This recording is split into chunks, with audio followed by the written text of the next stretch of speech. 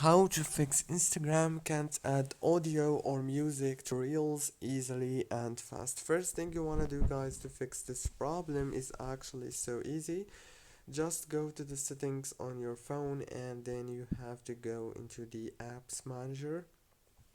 Open the apps like this, and now you have to wait a few seconds. It will start loading all the apps that you have on your phone.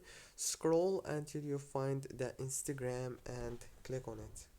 When you find it, click on it like this and then click on the force stop option and go to the data usage and make sure that all those options right here are enabled like this.